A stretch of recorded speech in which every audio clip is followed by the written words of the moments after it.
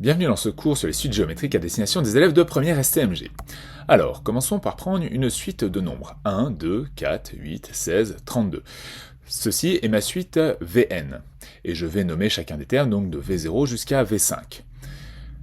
Quel lien existe-t-il entre chacun des termes de cette suite? Je voulais chercher un tout petit peu, vous pouvez mettre en pause. Eh bien oui, on multiplie par 2 à chaque fois. Donc on voit, pour passer de 1 à 2, etc., etc., c'est toujours le même facteur entre chacun des termes. Alors, comment présenter ça sans des petites flèches? Je prends chacun de mes termes et je vais l'exprimer comme étant, en fait, le résultat d'une multiplication. Et on remarque que V1, c'est égal à V0 fois 2, jusqu'à V5 qui lui est égal à V4 fois 2. Je vous laisse mettre en pause pour regarder le détail des calculs. Ce qu'on peut dire, en fait, c'est que chaque terme, il est égal au terme précédent multiplié par 2. Par récurrence, cela s'écrit Vn plus 1 égale Vn fois 2. Voyons avec un autre exemple, la suite Wn. Alors, pareil, là, je vous montre différents termes de cette suite. 243, 81, 27, 9 et 3. Et cherchez un tout petit peu, vous pouvez mettre en pause pour chercher le lien qui existe entre chacun de ces termes. Normalement, vous vous êtes rendu compte qu'à chaque fois, on divisait par 3. Donc W1 c'est égal à W0 divisé par 3, W2 c'est égal à W1 divisé par 3, W3 c'est égal à W2 divisé par 3, et W4 c'est égal à W3 divisé par 3. Sauf que ça ne nous arrange pas vraiment, parce que ce qu'on cherchait, c'était un petit peu comme pour la suite d'avant, c'est-à-dire multiplier toujours par le même nombre. Et là, on divise à chaque fois. Alors effectivement, on divise toujours par le même nombre. Bon, en fait, on n'est pas perdu, parce que si vous vous rappelez de vos cours de collège, en fait, diviser, c'est tout simplement multiplier par l'inverse. Donc, au lieu de diviser par 3, je vais multiplier par l'inverse de 3, c'est-à-dire 1 tiers.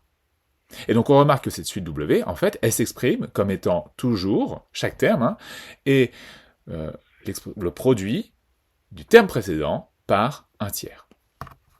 Alors, regardons en fait mes deux suites. À chaque fois, j'ai un premier terme, et à chaque fois, je multiplie par la même chose. Eh bien en fait, là, c'est la raison de la suite géométrique. Alors définissons notre suite géométrique par récurrence. Notre suite, on va l'appeler UN, le nom qu'on veut, entre parenthèses avec le petit n.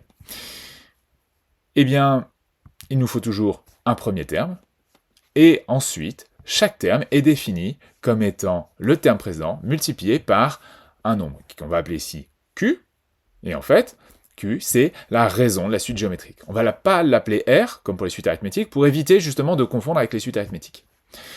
Étudions maintenant les variations de notre suite arithmétique. Je vous rappelle, les variations, c'est croissante, décroissante ou constante. Pour une suite arithmétique, on faisait le terme moins le terme d'avant. Donc UN plus 1 moins UN. Et quand on avait toujours la même chose, on avait bien une suite arithmétique.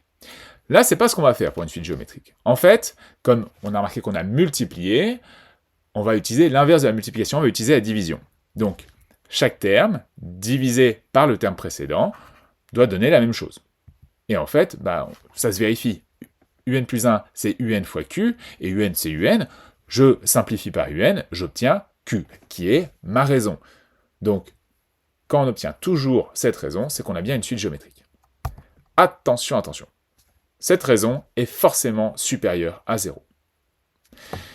Maintenant, pour les variations. Donc, si notre raison que l'on trouve, elle est comprise entre 0 et 1, 0 et 1 exclu, la suite est décroissante. Si la raison est supérieure à 1, la suite sera croissante, et si la raison est égale à 1, la suite est constante. Alors, maintenant qu'on a fait ça, on va faire la représentation graphique. Donc j'ai besoin d'un graphique, c'est bon, j'ai besoin d'une suite, c'est bon aussi. J'ai utilisé la même suite que tout à l'heure, où je commençais avec un premier terme U0 égale à 1 et une raison qui est égale à 2. Je place mon premier terme, puis mon deuxième terme, troisième terme, quatrième terme et cinquième terme. Alors, si vous vous rappelez, pour les suites arithmétiques, nous avions un alignement des points. Là, normalement, vous commencez à voir qu'il y a quelque chose qui est différent. On regarde. Ah, bon, c'est 2 points, on trace une droite, les autres ne sont pas sur cette droite. Peut-être les autres? Non. En fait, la représentation graphique d'une suite géométrique, c'est un nuage de points qui est non aligné. Mais ils ne sont pas n'importe comment. On a une croissance, ou une décroissance, que l'on nomme exponentielle. Voilà pour ce cours. Si vous l'avez aimé, N'hésitez pas à liker la vidéo, à la partager à vos camarades de classe. Si vous avez des questions, posez-les en commentaire et n'hésitez pas à vous abonner. Voilà!